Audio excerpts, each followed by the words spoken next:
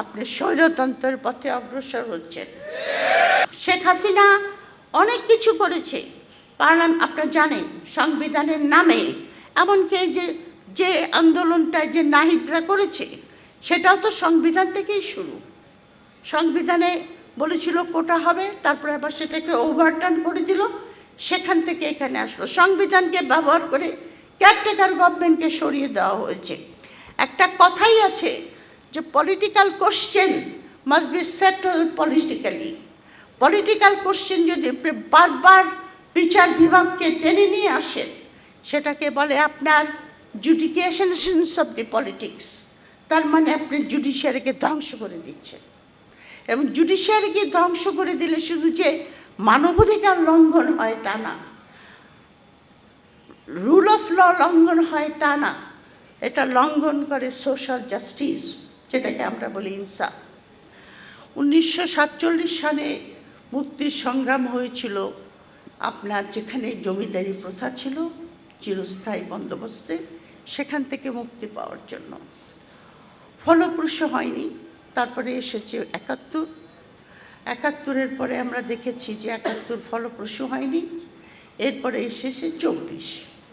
এখন 24-এর আন্দোলনের সময় আমি অনেক আশা করেছিলাম যে এখন বাংলাদেশে একটা সুস্থ রাজনীতির একটা সুস্থ রাজনীতি দেখা দেবে, এদেশে সত্যিকারের গণতন্ত্র আসবে, বৈষম্যহীন হবে এবং মানুষের যে অধিকার সেটা আপনার প্রতিষ্ঠিত হবে। কিন্তু আমি যেটা দেখতে পাচ্ছি, খুব দুঃখের বিষয়, সেটা হলো যে আমরা সেই পথ থেকে মনে হয় সরে যাচ্ছি। প্রথম কথা হলো, যেটা আগেও আলোচনা করেছেন, যে গণভোটকে আপনার আইনি ভিত্তি দিতে বর্তমানে যারা সংসদে গেছেন তাদের অনেক অনীহা দেখা যাচ্ছে। এবং এই অনীহাটার ভিতরে একটা জিনিস আছে যে আমাদের যিনি স্বরাষ্ট্রমন্ত্রী, তিনি কিন্তু আপনার বিভিন্ন সাংবিধানিক আইনকে উনি নিয়ে আসতেছেন সামনে। এবং এই আইনের কচকচানিতে, যেটা ডক্টর মাহবুবুল্লাহ বলেছেন, যে এই আইনের কচকচানিতে আমরা বিভ্রান্ত। আমরা কিন্তু বুঝতে পারছি না যে উনি ঠিক কী করতে চাচ্ছেন, কি বলতে চাচ্ছেন। এবং আপনার কচকচানিটা এতদূর গিয়ে পৌঁছেছে যে উনি খালি আইনের কথাই বলছেন। যেরকম উনি বলছেন গণভোটকে আমরা মেনে নেব না, একবার বলছেন উনি সাংবিধানিক সার্বভৌমত্বের জন্য, আর একবার বলছেন যে সংবিধানে এটা নাই। দুটাই বলছেন। এবং দুটার ভিতরে কিন্তু আপনার রাজনীতির একটা থিওরি আছে, যেটাকে বলে আপনার পার্লামেন্টারি সভরেনিটি, আর একটা হলো কনস্টিটিউশনাল সভরেনিটি। এই দুই আর্গুমেন্ট যদি দেখান, তাহলে কিন্তু উনি বলতে পারেন যে গণভোটকে আমাদের মেনে নেওয়া আমাদের জন্য লিগালি বাইন্ডিং না। কিন্তু উনি একটা জিনিস ভুলে যাননি, ইচ্ছা করেই বলছেন না, সেটা হলো সংবিধান মানুষের জন্য। এবং সংবিধানের আইন দ্বারা সব কিছু কিন্তু হয় না। সংবিধানের একটা প্রসেসের ভিতরে একটা জিনিস আছে, সেটাকে বলা হয় সাংবিধানিক স্পিরিট। সাংবিধানিক স্পিরিটটা ঠিক আছে কিনা, সেই স্পিরিটটা কি? সেই স্পিরিটটা হলো জনগণের ইচ্ছার প্রকাশ। এবং জনগণ যে ইচ্ছা প্রকাশ করবে, এমনকি গ্রেট ব্রিটেন, যেখানে সার্বভৌমত্ব, পার্লামেন্টের সার্বভৌমত্ব হলো সুপ্রিম, কারণ ইউকেতে কোনো লিখিত সংবিধান নাই, ওখানে কিন্তু পার্লামেন্টটি প্রথমে আপনার গঠিত হয়েছে। এবং সেখান থেকে বিভিন্ন ডিটেলস আমি যাব না, কিন্তু সেখানেও কিন্তু আপনার যখন গণভোট হয়, যে 2016 সালে যে গণভোট হয়েছিল ব্রেক্সিট, সেখানে আপনার খুব সামান্য ভোটে ব্রেক্সিট থেকে বেরিয়ে যাওয়ার রায় ছিল, কিন্তু পার্লামেন্ট কিন্তু সেটা মেনে নিয়েছে, আইন পাশ করেছে যে হ্যাঁ, জনগণের ইচ্ছাকে আমাদের সর্বপ্রথম উপরে স্থান দিতে হবে। এমনকি পরবর্তী পর্যায়ে যখন লিখিত সংবিধান এসেছে, যেগুলিকে আপনার কনস্টিটিউশনাল থিওরির দ্বারা আপনার ইন্টারপ্রিটেশন দেওয়া হয়, সেখানেও বলেছে যে হ্যাঁ, লিগালি তুমি করতে পারো, কিন্তু জনগণের যেটা ইচ্ছা সেটা হলো সবচেয়ে উপরে। কিন্তু উনি একটা বলছেন, একটা বলছেন না। এটা এক ধরনের কিন্তু একটা চাতুরতা, যে অনেকে বলে না যে half truth is Wars than সম্পূর্ণ মিথ্যা। অর্ধেক সত্য কথা বলাটা পুরো মিথ্যার চাইতে বেশি ভয়াবহ। সেই জন্য উনি অর্ধেকটা বলেন আর বাকি অর্ধেকটা বলেন না। আর একটা প্রশ্ন আমি আপনাদের সামনে করব এখানে, যে আমি জানতে চাই আমাদের সংবিধানের প্রাইম মিনিস্টার কে? আমাদের সংবিধানের যেটা থাকে দলীয় যিনি নেতা, সাংবিধানিক নেতা, তিনি কে?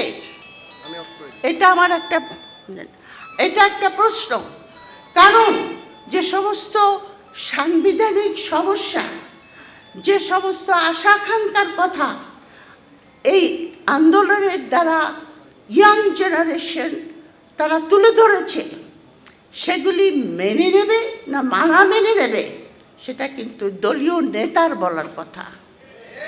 কিন্তু দলীয় নেতা যতক্ষণ না বলবেন ততক্ষণ পর্যন্ত আমরা এটা কি করে বুঝবো যেটা কার ভয়েস এটা?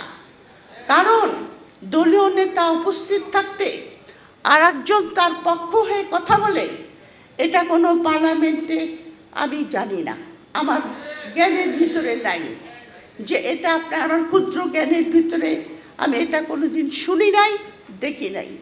আমি বহুদিন কিন্তু পার্লামেন্টারি গভর্নমেন্ট নিয়ে দেশে থেকেছি, ওসব দেশে।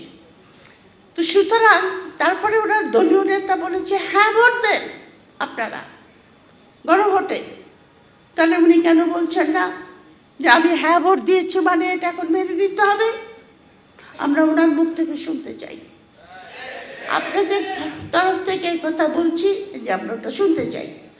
গণভোটকে এবং জুলাই সনদকে মেনে না মানে আপনি এই আন্দোলন, এই স্যাক্রিফাইস, এই পঙ্গুত্ব, হাজার হাজার ইয়াং ছেলে সব কিছু বৃথা যাবে এবং আমরা এটা মেনে নিতে পারবো না। সুতরাং এই একটা পয়েন্ট। দ্বিতীয় পয়েন্টে বলে আমি শেষ করে দেব অল্প সময়, সেটা হলো ওনারা অনেক অধ্যাদেশ বাতিল করে দিয়েছেন এবং বলেছেন যে আমরা যাচাই বাছাই করব।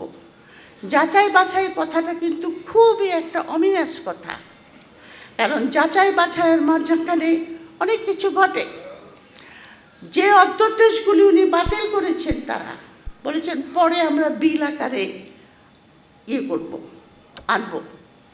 মানবাধিকার, পুলিশ কমিশন, গুম কমিশন, এগুলি সবই একটা জাতির জনগণের মানবিক অধিকার লঙ্ঘন করার জন্য যদি ঠিক মতো না হয় যথেষ্ট। দ্বিতীয় দুদকটা ভুলে গেছি, দুদক, এবং দুদকের না হলে দুদকের চেয়ারম্যানকে সরিয়ে দেওয়া হয়েছে। এস আলম আবার চলে এসেছে। হাসিনার আমলে কি ছিল? অলিগার্কদের রাজত্ব। আমরা অলিগার্কদের পদধ্বনি দেখতে পাচ্ছি। দ্বিতীয়ত আপনার যে কথাটা সবচাইতে বড় জিনিস যেটাতে হাত দিয়েছে তারা, সেটা হলো আপনার বিচার বিভাগের স্বাধীনতা। বিচার বিভাগের স্বাধীনতা হলো একটা সাংবিধানিক রাষ্ট্রের মূল ভিত্তি এবং আপনার এই বিচার বিভাগের যে সেক্রেটারিয়েট, সেটাকে ওনারা দিতে চাচ্ছেন না, সচিবালয়। আর্গুমেন্ট করেছেন যে ওই সচিবালয় করতে যে টাকা লাগবে সেই টাকাটা তো জনগণের থেকে যাবে, ওটা জনগণের কাছ থেকে আমরা আনবো কী করে? কিন্তু বিচার বিভাগ তো আপনার মানে সরকারের একটা ব্রাঞ্চ, সাবেই ব্রাঞ্চ এটাকে বলে। এটার স্বাধীনতা যদি আপনি এনশিওর করতে না পারেন, বিভিন্ন ধরনের প্রসিডিওর আছে, আমি ওগুলি বলবো না, দীর্ঘস্থায়ী হয়ে যাবে। যেরকম বিচারকদের আপনার নিয়োগ, তাদের রিমুভাল, তাদের পেনশন ইত্যাদি ইত্যাদি অনেকগুলি আপনার সংবিধানে লেখা থাকে। এগুলি হয়ে গেছে আবার সংবিধানে এগুলি লেখা থাকে, কিন্তু ওই ভিত্তিটা পর্যন্ত তারা দিতে রাজি হচ্ছেন না। সংবিধানে বিচার বিভাগে হাত দেওয়া মানে হলো, সবচেয়ে বড় জিনিস হলো সংবিধানের যে আপনার মুরব্বী, যিনি সংবিধানকে রক্ষা করবেন যাতে দেশে সাংবিধানিক আইন চলে, সেটাকে আপনি ধ্বংস করে দিচ্ছেন। শেষ কথা আমি যেটা বলতে চাই, আমি দেখছি শুধু ছল চাতুরি। কারণ এখানে আপনার ওনার নাম কি, সালাউদ্দিন সাহেব আর একটা কথা দেখলাম, আমি কাগজে আস্তে আস্তে পড়ছিলাম যে না গণভোটকে আমরা মেনে নেব, গণভোটকে আমরা 4th শিডিউলে ওটাকে আপনার ইনক্লুড করে নেব। 4th শিডিউলে ইনক্লুড করলে পরে আপনার ওটাকে ভ্যালিডেশন দেওয়া হবে, কিন্তু 4th শিডিউলকে আপনি যদি ইনক্লুড করেন, ওটা কিন্তু ডক্ট্রিন অফ নেসেসিটির আন্ডারে আসতে পারে, যেটা আপনার কোর্ট পরে জুডিশিয়ালভাবে রিভিউ করতে পারে। আরও একটা সবাইকে ঘোল খাওয়ানোর জন্য একটা কথা উনি সবসময় বলে থাকেন, সেটা আমাদের কথা, এই যে আইনের কচকচানি যেটা ডক্টর মাহবুবুল্লাহ সাহেব বলেছেন, সেটা হলো যে উনি বলে সংবিধান সংস্কার করা যায় না, সংবিধানকে সংশোধন করতে হয়। অবশ্যই সংবিধানকে সংস্কার করা যায়, পৃথিবীর বহু দেশই করেছে। উনি সংবিধানের কথা, সংশোধনের কথা কেন বলেন? কারণ কনস্টিটিউশন যদি সংশোধন হয়